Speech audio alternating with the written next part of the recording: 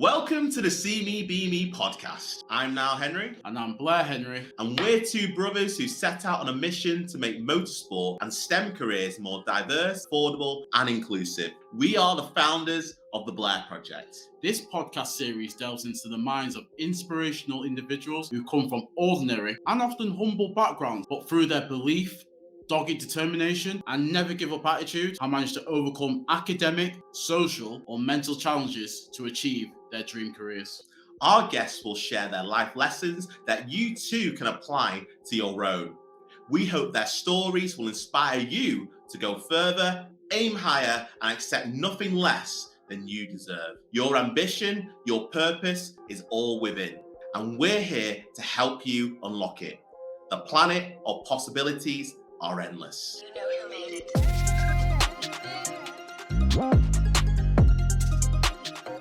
Hello and welcome to the See Me Be Me podcast. Today we are joined by Carol Glenn. Hi, Carol. Hi, good morning, and thank you for having me. No, thank you for coming on. So, Carol, please, can you tell our audience who you are, your background, and how did you get started on the journey that you are on today? Wow. Okay. My name's Carol Glenn. I am a licensed official with Motorsport UK and also the founder for Next Racing Generation. I got involved in motorsport as a volunteer over 30 years ago now. So yes, I'm only 35 now. But yes, it's a journey that I didn't even realize I was on until now. Started with a MARSHAL, where I was dressed in orange overalls, and if anybody's watched Motorsport, you see the marshals pushing cars, sweep the track, rescuing drivers. I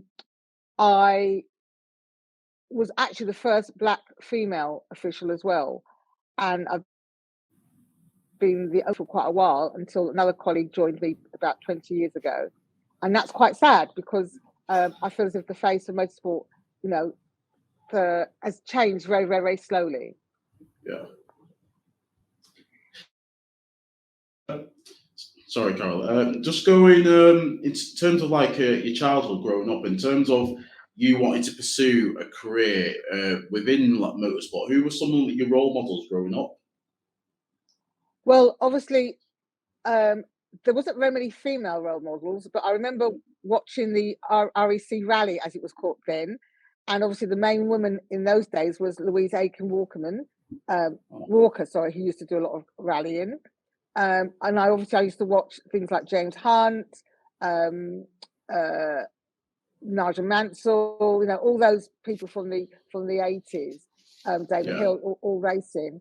And I didn't know it wasn't really at the top of my mind I wanted to become involved in motorsport per se, but I remember liking cars and liking speed. And I remember, especially back to the RAC rallies, when I watching the Audi Quattros literally flying through the forests and missing trees was awesome. And I remember saying I always wanted to have an Audi Quattro. I mean, I still love those cars to today, but I still haven't managed to own one yet, but I will do one day. But I didn't have any real she-heroes as such, but I just knew that there was this world that just looked magical and different. I didn't know that I wanted to be part of it, and I just fell into becoming a marshal, I think, by accident. And then what were some of the challenges that you encountered back in 1988 when you first got started? I think the main challenge was the fact that female marshals was still a relatively new thing. So even when you were on post, sometimes you didn't have separate toilets. You were seen as, mainly women that went along to race meetings. You were either, if you were in F1, you were a grid girl, or if you went with a national racing, you were somebody that helped wash your husband's car or made the tea. That was the sort of things that you were confined to doing. The thought of somebody being either a clerk, a judge, or any other role was quite unusual. And it was definitely a man's world. It was a man's sport. The men went and did it, and the women stayed at home. Or as I say, they came along and brought lunch and made the tea and things like that. So it was quite early days. And so, of course, for me to then come along in 1988 and then become the first black female, I didn't realize it then, but it's only now that I realized it was a big thing.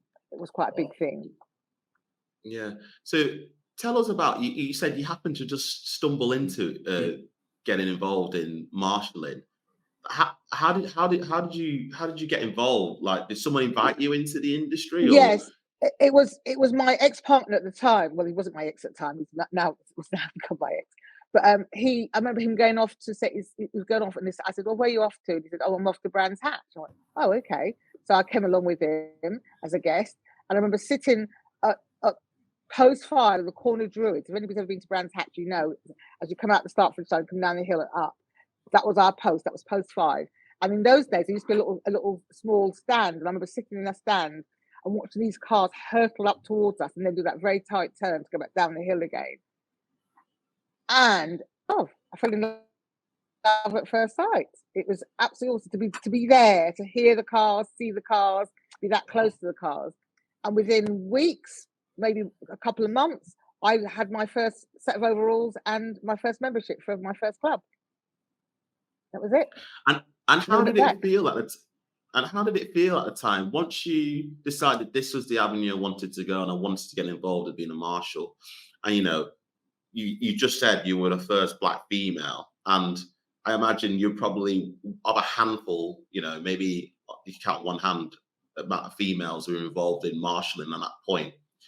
How did it feel to be, a woman in a male-dominated environment? Well, you realise that. I mean, I think firstly from being a woman, and secondly being a woman of colour. I mean, because you got all the banter, there was all the what male call male bantering going on. You'd have people asking you silly questions. You'd have questions about your hair. I'd have questions about my boobs. What bra I was wearing. All those really awful things when I look back now. But the thing is, because I got it at work as well, it sort of felt like it was just the same world. You're having to just smile, put this fixed smile on your face, or sometimes go along with everybody. But I didn't know how to stop it. I didn't have the tools on how to tell people that this was wrong, that I didn't like what was being said to me. I remember my daughter being a marshal with me for a while, and we used to ride the golf buggies to go and pick up the drivers because we used to do a lot of the touring cars back in those days, and we used to collect the drivers and bring them down to the pits. And we got called Whoopie 1 and Whoopie 2. Wow. And you look back now, you just think, that was just awful. Why are you calling us? We've got our names. Why are you not calling us by our names? You're calling us Whoopie 1 and Whoopie 2. And that's the sort of, the things you get. I'd get called things like Black Pearl, or or the guys taking mickey and saying, "Oh, careful, here she comes. She might pinch your stereo. She might pinch your tires," as if I was a ghetto girl from I'm not sure where. But what could you do? But go along. But it wasn't always comfortable because you didn't feel comfortable because that's not who I am. Or putting on either an African or a Jamaican accent. I don't talk with a Jamaican accent. I can't do a Jamaican accent. I'm born here. I'm British born. Yeah, I've got people who are doing an accent, that could pass for somebody, and then they're trying to make up the accent. That's how I talk, and I don't talk like that. And have you seen much of a change in the motorsport industry recently yourself, Carol? It's in terms of attitudes to diversity. Yes and no. So you get slightly less banter now because people are now watching what they say, because you can't now say certain things. But you get microaggressions, which is more subtle. The other change I've seen, obviously, there are more females involved in motorsport now, so we're not seen as being the weaker sex, the ones that people think are going to start crying at the drop of a hat. We can cope. We can cope with lots of hard conditions. We can make. There's a lot of females out that are good clerks, and we can cope with all sorts of situations that are thrown at us. We can handle when there's accidents. We can handle when we've got to tell somebody off in a judicial. You've got females being judges, working on start line. Throughout F1, you can see there are a few more females now being visible. Still not enough, but there's, you're not looking at spot the female anymore really now. They've stopped making a lot of sport now having grid girls, so girls aren't just seeing, oh, all they want to do is put lipstick on and wear makeup. That sort of has gone away. But you've got, for a person of color especially, you've got the microaggressions where you have to work harder to prove yourself. You get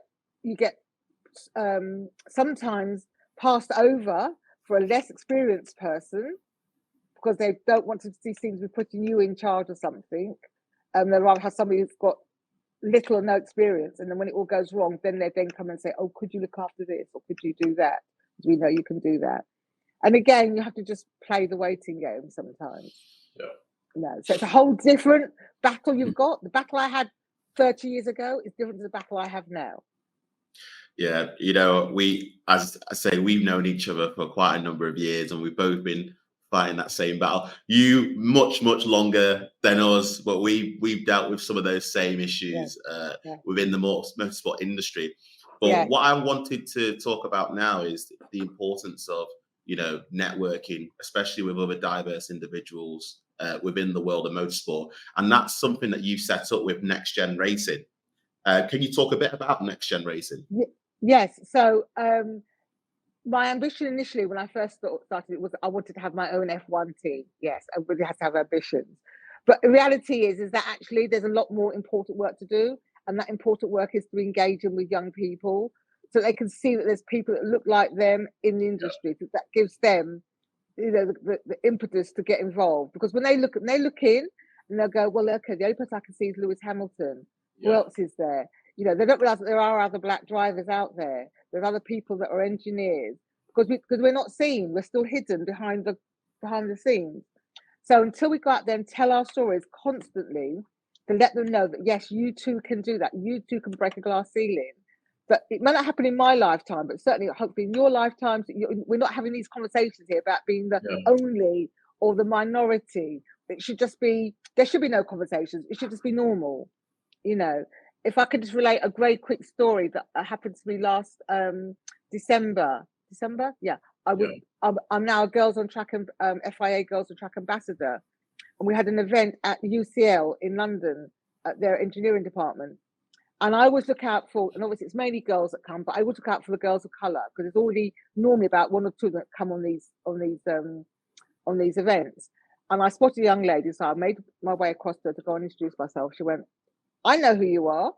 Oh, I said, okay. She said, you're Carol Glenn. I went, yeah. She said, my name's Nile, and I'm going to become an engineer. And she said, I Googled to see what other black females were in motorsport. And she said, and your name came up. And she said, and they did a project on me, her and her friend, and then they got first place for that project.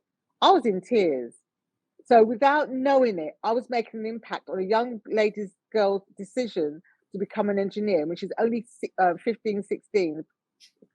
And I helped her without my knowing. So obviously, I now keep in touch with her.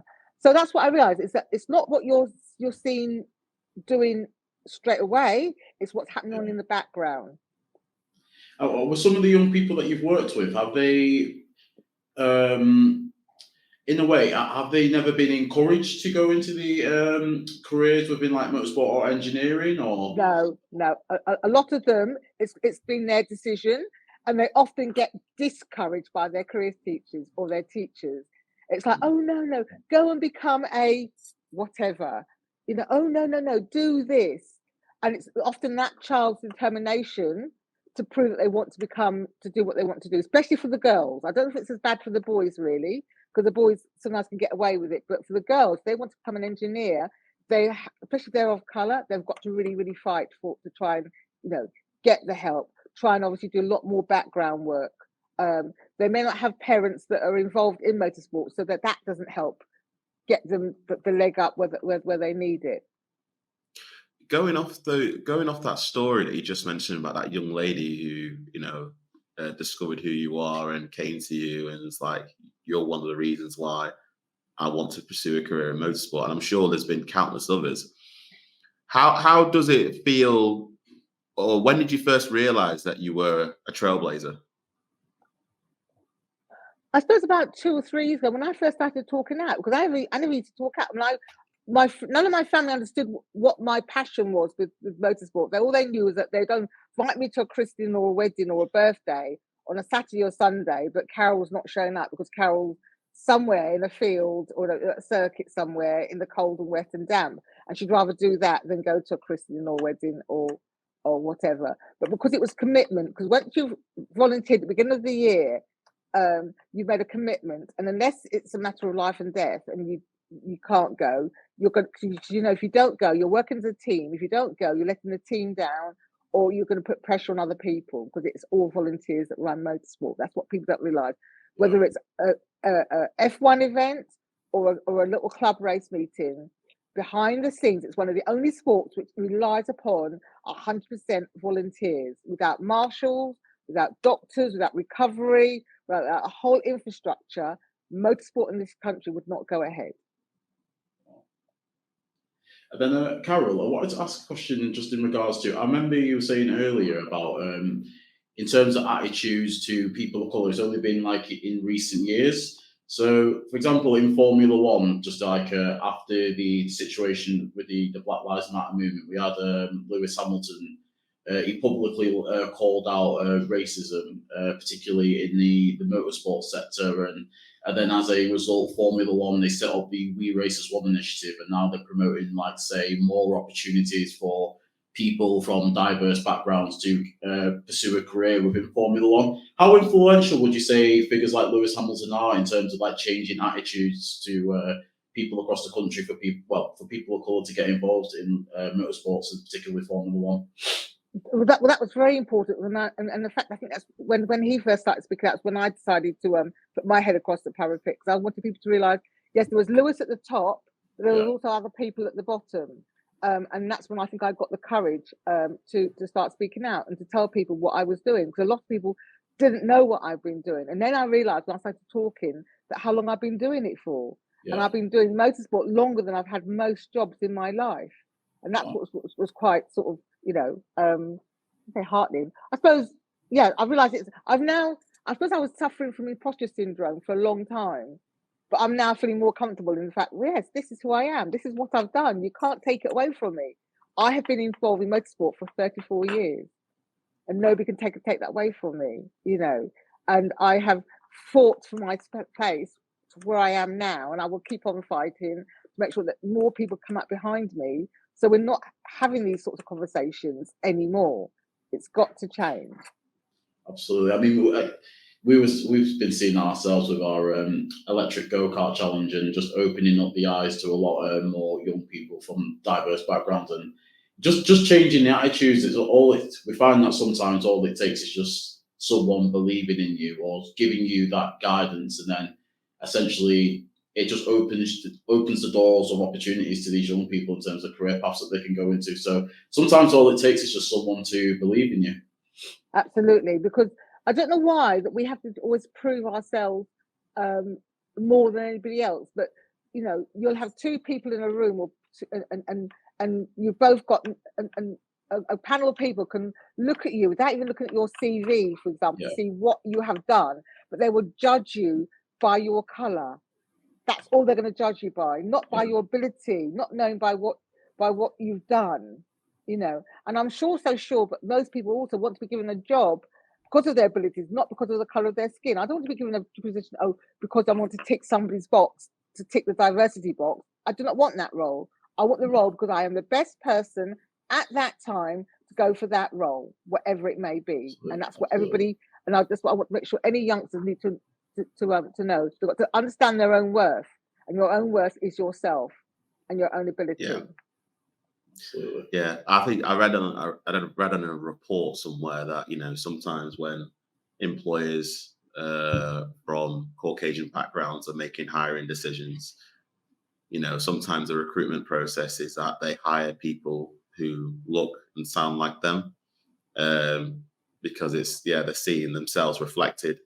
Where sometimes a lot of these employers who probably live in the countryside, they very rarely get the opportunity to mingle with other people of color, and may only see negative things about them through the media, which label certain races and cultures, the stereotypes that are given with that. And so what it is about is being able to have courageous conversations with those employers and get them to feel comfortable with other people of color, and making them recognize that not everybody is the same.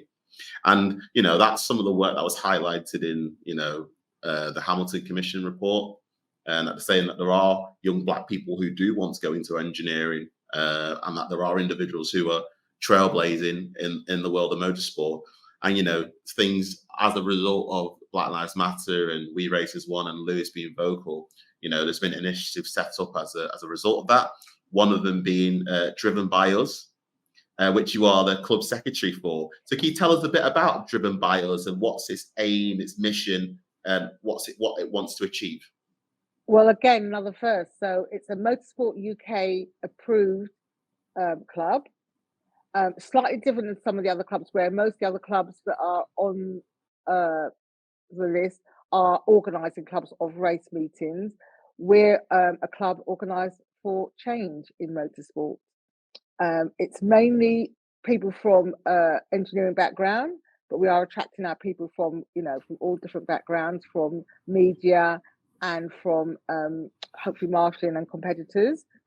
And it's mainly, our main aim is to go out into schools and work with groups and communities to again help change that face of motorsport. And because now suddenly you've got a collective of people who are under one umbrella, people are now seeing people that look like them and sound like them. And again, and what I love is the fact that there is a lot of youngsters. So it's like yourselves, there are what I always call the millenniums, the much younger people. And they're the ones that need to be seen, because they're the ones to be seen by these youngsters, other youngsters out there. So when they see, it's fine, they see people like me, but then they'll go, well, she's old, she's older, she's been around for a long time. But to see somebody that's in their 20s, 30s, that's gone through college, gone through university, and they can tell their stories and help and mentor them and get them through, some of the hurdles that they will face. That's, I think, a brilliant thing. So that's what I think. That's why I love about being part of Driven by Us, because we've all got our own stories, but our stories are now going to become collective, and it's those stories now that are going to be told, and we're all every day we're finding somebody else that's out there working in silos. So we've got to stop working in silo now and working together, and that's what it's all about, So that the face of motorsport, is not. We're not talking about these only and the first time ever anymore. It's going to be just norm, so that hopefully companies will see that there are a group of highly educated, motivated individuals who should be, given some of the best jobs in motorsport, especially at top level motorsport now. Amen. And what would you like to see, let's say in the next 20 years in motorsport? What change would you like to see? I'd love to see that every single F1 group has got more than one Black person working in there, or person of color. It's not just Black; it's of any hue. I'd like to see more females visible, and not just being behind, but bring the data analysts and bring all the other systems people more to the forefront. I'd like to see the first proper Black run team. And I don't think that's too far off. To have a team that's got, majority is more people of colour than the other way. Just on the going back to your story, Carol. It just sounds like just from your beginnings, there's a lot of barriers you've had to overcome, a lot of perseverance in terms of going through the industry of in motorsport and changing attitudes to people of colour working in the industry. But what would you say are, let's say, 3 skills that you picked up on your journey that's helped to make you as successful as you are today? Resilience. Never take no for an answer. If you get pushed back, then you just find another way around. as they say, if you can't go over the mountain, you can go around it, under it. There is always other paths. Resilience. I can't say enough about resilience. You've got to just sometimes grow thick shoulders. Yeah. Put your shoulders out, put your smile on your face, and just carry on, no matter how many knockbacks you get. Because if you give up, they've won. Yeah. Yeah. If you give up, they've done exactly what they want to do. They've pushed you away and turned you off. So no, don't go. No, this is what I want to do. And I'm now not talking just about motorsport. I'm talking about whatever you want to do, whatever you want to be. If you want to be an astronaut, then that's what you want to be. You go out there and you find out all that you need to know about being an astronaut. You may have to do things that are slightly different, but you don't lose your goal. Just keep pushing through. And if the door gets closed, then you just go and find another door. And you keep pushing every door until one of them opens, because one of them will open. So just never give up. To me, that's the main thing. Just have your dream, have your hope, and just keep on going. Don't accept one person's negativity by saying no. Let that be your future, because you could then sit there and with the world now of mental health state, etc., they can spiral you out.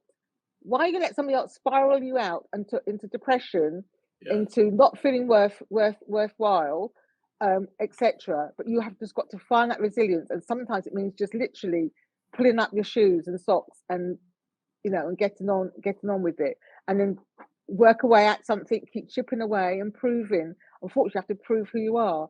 And as you read a comment earlier, especially if you come from Middle England, where a lot of people may not see a lot of people of colour, they don't realise that actually, if you have a conversation with somebody, and don't treat all young people as if they are, they are in a gang, they are a drug dealer, they are this, they are that. That's what you see on television. That's what comes out in programs. Real life is not that you've got children coming through from well-behaved families that want to push their children, but they're being taken or made out to be something that's different. Yes, we know a few people fall off the rails, but then doesn't everybody? And even those that have fallen off the rails, do not write them off, because you can turn somebody around by a few kind words and a bit of encouragement. You can turn somebody's life around, whether it be within motorsport or anything. So I think for me, my main thing is resilience. Absolutely. I want to echo that, is that we in the Blair Project, we always say resilience, perseverance, and determination. As long as you've got those three, you can be successful. And especially in the world of motorsport, you've got to have thick skin. You will get knocked back a number of times. You just got to be able to take it in the chin and almost tell those people that, whatever you say, I'm not going anywhere. I'm still going to be here until... I'm still here. It's still here. What was that song? Elton John, I'm still standing. I'm still standing, absolutely. And look at this, 34 years later. Do you imagine if I'd have given up 5 or 10 years ago, or even before, or within the first year of me starting motorsport? But I've had to put up with people talking about me in front of my face, behind my face, people staring. Well, you just put on your invisible cloak and just be invisible. Not be invisible, but be invincible. Be invincible. Invincible, yeah. Invincible, and just go. No, I can do whatever I want to do. I can be whatever I want to be. And I remember my dad telling me that when we were younger. We were 4 girls growing up, and I remember him saying that you girls can be whatever you want to be. And I think we've proved him right, because we just don't let anything get in our way, because at the end of the day, we've got as much right as everybody else to be here. Yeah. Like going off that, it's going back to the original question of role models. How influential were your parents in helping you to shape decisions that you made in your life in terms of going into motorsport? You just said that, your dad was like, you can be anything you want to be. Were they really instrumental in Absolutely. you becoming the person that you are? Absolutely. Because my parents, when we moved to Luton when I was a year old, and we were the first black family in Luton. So I suppose all my life I've been the first or the only. When I went to my infant school, I was the first black child there. The second was my sister. The third was my third sister. So, we got used to that sort of without realizing it. That was our life. And my dad was quite good in the fact that he mixed with everybody. So we got to know, even back in those days, people from, Indian, from Jewish people, because he used to work, he was a builder, he used to work for these people. Then we'd end up going and meeting them or having dinner or whatever with them. So we got to know other cultures, through a quite young age. And when people got to know you as well as as a family, they realized that we were intelligent. We read books. We went to the library. You'd do things. You'd go and see plays. And again, sometimes you wouldn't. Maybe when we were young, we didn't know that there was nobody of color, but we just did things that we just, as far as we were concerned, was normal. What normal family we thought a normal family did. It's only now we realise that maybe not. So. Yeah, my parents definitely were, and especially my dad was that influencer. He was that trailblazer. Yeah, no, and it's something I tell some of the young diverse kids that we speak to is that make sure you mingle with people from different cultures and backgrounds, because you pick up, you learn a lot from other people, but then you pick up things, and then you almost become like a chameleon, where you can adapt to different changing environments. And the big thing is your network is your net worth. So the stat is that most jobs in recruitment, it's people who they know. People employ people that they know rather than people they don't know. So if you can get in those environments and speak to people from different backgrounds, you can get different opportunities out there. And so a young female or a young male listening to this episode right now, Carol, and thinking, oh, they would like a career in motorsport, and especially, even just getting involved with marshalling, what tips would you give them, or what resources do you think that they should be reading if they want to get involved in marshalling? You need to make sure you're on the socials. You need to be following either a club. There's various clubs. Again, if you go to Motorsport UK, we'll give you a list of clubs that are in your area. It's not just about F1. F1 is the pinnacle, but not everybody can get into F1. F1's like going into top league football. There's only X amount of teams and X amount of players. So only X amount of people can get in. But do not let that stop you, because going up the ladder, there's still a lot of other good categories to get into. Do your research. Get involved. Whether being a volunteer as a marshal, because that's a good step up, because it gives you an insight into the sport. Or getting on a bus, if it means getting on a bus, on a train, or however, or getting your parents to drop you. If you live near a race circuit, if you live near a karting circuit, find out if your local club they may do trials, they may do little rallies, they may do all sorts of things. They may do auto solos, they may do whatever it is to do with 4 wheels or 2 wheels. Go along, offer your services. Find out if there's any teams that live near you. There's a lot of people, a lot of racing teams that live all around the country. So again, you can sometimes just by, I don't know, maybe Googling or wandering around and seeing, you might see somebody's got a big lorry and got, something motorsport. Go up to them and say, I'm interested in becoming involved in motorsport. Can I come and help you? Can I come and wash the cars? Can I change the tires? Can you just offer your services? Because that's what other people do. That's how other people get on.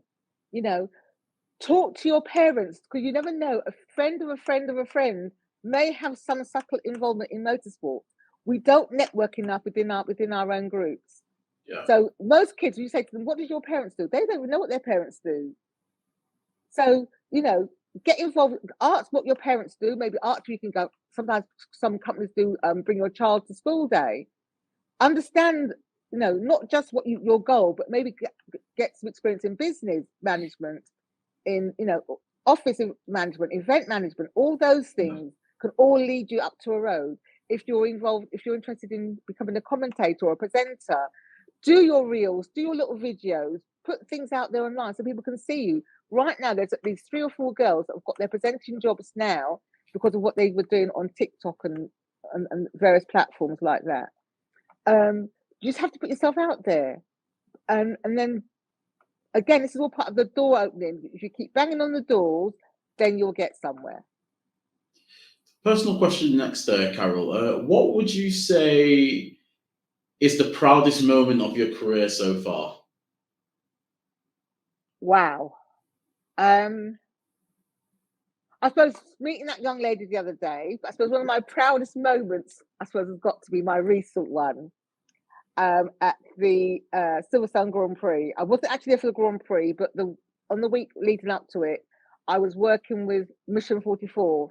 They had a day at the museum, and I was there early in the morning. The kids all came in, and we met in the museum downstairs. And then they announced to the kids that they had a special guest come in, and suddenly everybody realised who it's going to be. And in came Lewis. Oh, of course, I felt very proud because there was all these kids just watching their faces and seeing them. That was amazing. And then Jason Arthur introduced him. And then after they'd finished, I shot across to Jason because I'd only met Jason online. So we met through the lockdown when he first started. We'd had lots of conversations. So I quickly said, I said, "Hi, Jason, it's Carol." He went, "Oh," we had a quick conversation. I said, "Any chance of a photo with Lewis?" And he looked at me and went, "Have you not had it done yet?" And I went, "No, I've been waiting all this time." And he pulled me to, and when Lewis was leaving, I was the only one that walked out with Lewis and Jason Arthur to a corner, and I had my 5 minutes with Lewis. Wow. What is Lewis Hamilton like, meeting him in person? So much taller than I would have thought. I was like, having to look up at him. Now I was really, really surprised. The fact he was just smiling. And then I told him off because when he was leaving, somebody asked him what was his legacy to motorsport, and he sort of hesitated. He didn't. So when I got hold, when we were chatting, I went to him. There's a picture that Jason took of me waggling my finger at Lewis, and I said to him, "Never hesitate on that question ever again." So your legacy is you're changing the lives of lots of people of color within motorsport. You're changing the landscape. And he just did his Lewis smile and said, "Yeah, you're right." I said, "I know you get caught out sometimes, but I said that's the one question that should always be there, ready for you to take." So that was my moment. Speaking of legacy, Carol, I just wanted to just touch on, let's say, yours. Let's say 10 years from now, how would you like to be remembered? She broke that glass ceiling. She made a difference. She inspired others to get involved in the sport. She changed the conversations. Yeah. Anything like that. We stopped having the only and the first. There should be many. Yeah, absolutely. Yeah. And so, Carol, I'm going to get last question before we go into the bonus questions round, which is just 3 fun little questions I've asked our guests. But I really want to know, you've been in this sport for 35 years, and even going into your normal job role, there's going to be a lot of hard kickbacks and hard times that will go out through anyone's career, especially during those hard moments. What keeps you motivated to keep going and keep persevering? Yeah, that's quite a good one because yes, I have my down moments. We all have our down moments, and sometimes you want to just totally give up. But then something little spark in me just goes, "I'm not ready to give up. I want to keep living. I want to keep giving," and that's what keeps me going. So it doesn't matter how or you've had a bad season because our season starts from March to about October. Sometimes you can't wait for October to come. Then as soon as it comes, you're in November, December, you're going, "Oh, when's the season going to start again?" You can't wait to go back throw yourself back into that arena for some unknown strange reason. It's like a drug. It's an addiction, unfortunately. Motorsport is an addiction. People have different addictions, but I know mine is motorsport. So it's all about, back to what I said before earlier, resilience. But you can have your down moments, but just that little spark. The fact that I'm making a difference, that if it's not for me, it's for people behind me. It's me pulling that elevator down, sending it down and bringing people up, because there's more people now. Before there wasn't, back in my day, there wasn't as many people. Whereas now there's a lot more. So seeing you guys up there, you should all be coming, greats in your own right, and we'll be in history books. So when people are reading up for references, they'll see my name, they'll see your name, they'll see all these different people that sowed the seed and started to make the path for them. Well, in our organisation, we have a saying: no one person can create success on their own. It takes a winning team. So it's that whole thing around collaboration. So we've started it now. Organisations like ours, yourself, Mission 44. We've started it. We planted the seed, and we'll grow it for the next generation, so that they can take the reins and flourish. Exactly. So now we're going to go into the bonus questions now, little free fun questions.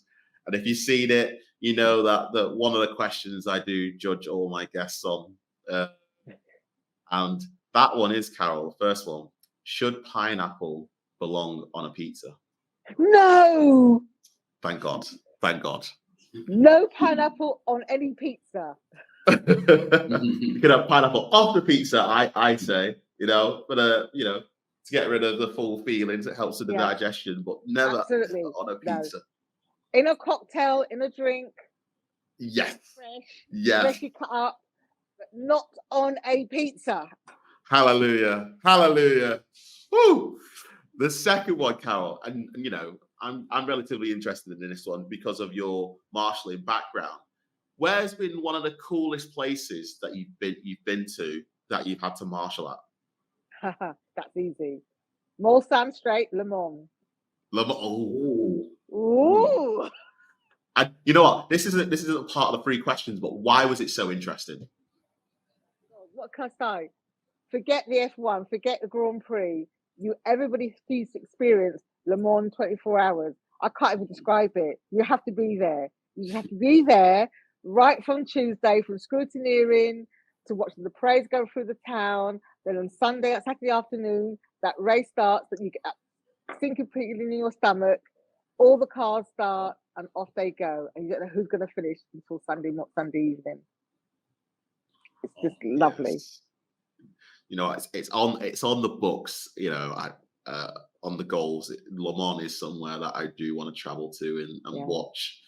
It's so interesting. You have to do it. And unfortunately, I mean, even within F1, what I do feel sad about, and I'm glad I was in the era that I was in, to hearing what I call proper race cars, proper engines. I know we've got to go. I know we've got to go the environmental route, but there's nothing about hearing the grunt of a Paynos or a Porsche or a Jaguar or something going around, and even in the night you can tell which car is which just by the sound that they're making when they come round.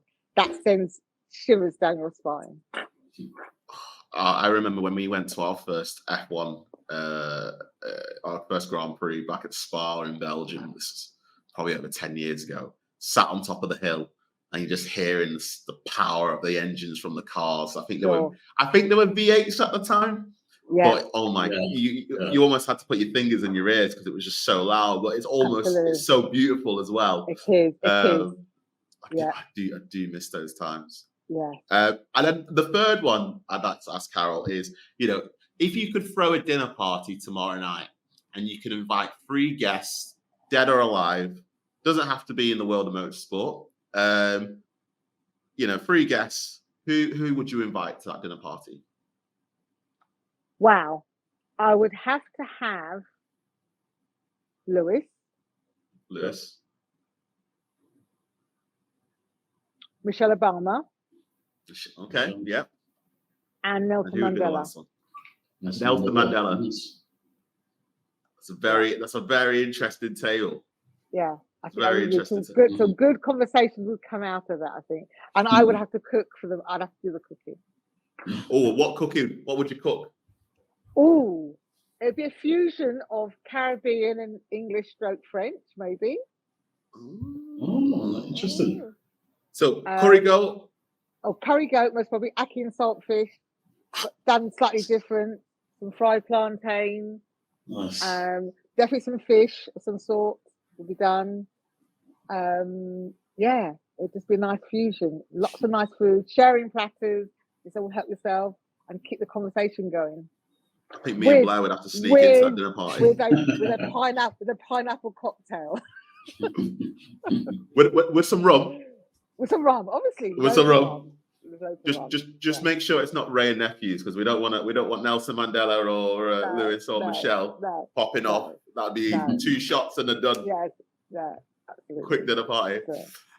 Carol, this has been a really great episode. Thank you for being on the CBBB podcast. And for the audience listening, before we wrap up, where can they go to find out more information about you or follow you on your journey, or even reach out? Okay, you can reach out on my Instagram. I'm on the Instas, I think it's Carol Glenn 1. I'm on Facebook, good old fashioned Facebook. I'm on LinkedIn. You can also, at the moment, I'm revamping my website, but it is down at the moment, which is nrgmotorsport.co.uk. Yeah. Or follow us on Driven by Us. Google Driven by Us, which is the club. I think it's drivenupbyus.org. And you'll find any information about us there.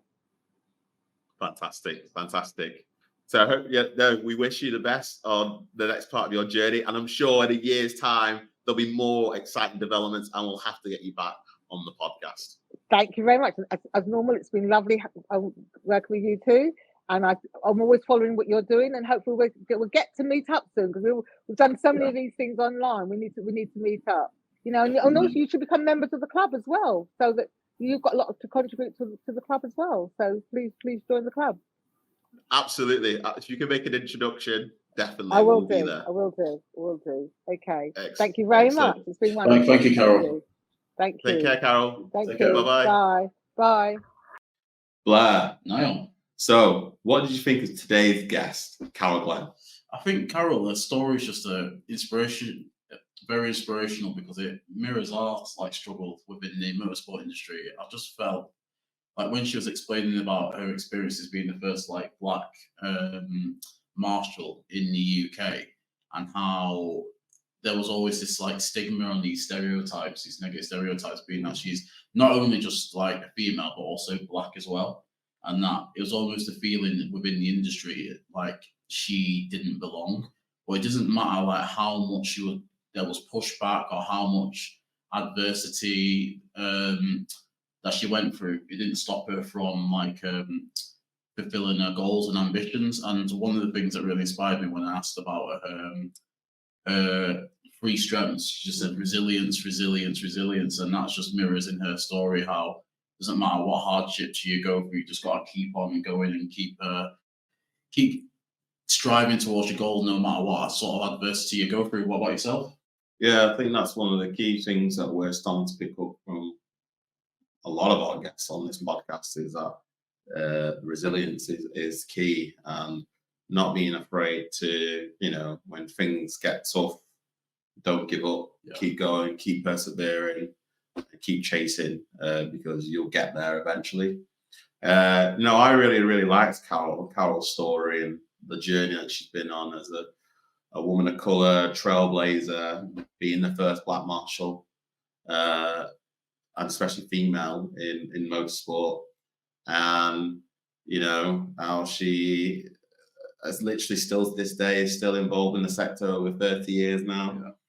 And that there's young girls coming up to her wanting to be like her and get involved in the sport. And she is a leader. And it's interesting that for her, it was only in the last 3 years she's realized that I'm a leader, I'm a trailblazer, and that she is because of what she's doing, she's now opening the pathway and the gateway for many more people to come through. A bit similar to what we're doing, providing young people with pathways into careers within STEM through the medium of motorsport. And now she's doing some work with Mission 44 and helping kids from deprived backgrounds have careers within the world of motorsport. And so, and that organisation driven by us as well. So it's great to see some of the work that they're doing, and I can't wait to see what is in line in the future, because they're doing a lot of work in schools. But with Carol, and as well, I don't think we mentioned that she's a Proto EV ambassador as well. So we've known her for quite a number of years. But I think what they're doing now with Next Gen Race and then creating that space that to allow young Black people to connect and network with people that look like themselves is very, very important. And I think that's going to be the future of how we get more people from colour involved with the world of motorsport, is if they feel comfortable in the safe spaces to discuss things and bounce ideas. I just think what she was saying about, it's not just, we want to get to a point in the future where it's not just the odd Black person that you see here and there. And I really liked how she wants, like, let's say for Formula One in the future, for them to all have like Black people working in each of the major teams in Formula One. Well, all the teams in Formula One having a few like Black members of staff. So it's not even just Black, but people from different like ethnic backgrounds having an opportunity to work at the highest echelon of motorsport. And with the recent developments with the Racers One initiative, it is getting there slowly but surely. But as mentioned by Carol, that much more can be done to bring these people into the sport. Yeah. You know what? I'm still envious that she got to go to Le Mans. That's one of my dreams, is to go to Le Mans for the 24-hour race. So that would be, putting that on the bucket list is really great to hear that. And I'm sure definitely in the future we'll have Carol back on the CME podcast to hear the next stage, next exciting developments of things that are going on with next gen racing, driven by us, and some of the stuff that they're doing with FIA Girls on Track. So if you have enjoyed this episode, make sure to like, comment, and subscribe. We're on all major social media platforms. We're on YouTube, Facebook, and LinkedIn at The Blair Project. And we're on Twitter, Instagram, and TikTok at Get Me Motoring. So that's all we've got time for today, guys. Take care. Have an amazing day, and see you on the next exciting episode. Take care, everyone. Laters. If you've liked today's episode, make sure to like, comment, and subscribe. The Blair Project is on all major social media platforms, including Facebook and LinkedIn and YouTube at The Blair Project. We're also on Instagram, Twitter, and TikTok. Yes, we are on TikTok at Get Me Motoring. If you'd like to follow myself individually, I am on Instagram at Nile Henry, and also LinkedIn at Nile Henry as well. And if you want to follow myself, I'm on Instagram as BlairHenry_97, and also on LinkedIn as just Blair Henry. So we look forward to having you on the next episode. So stay tuned. Take care. Until next time.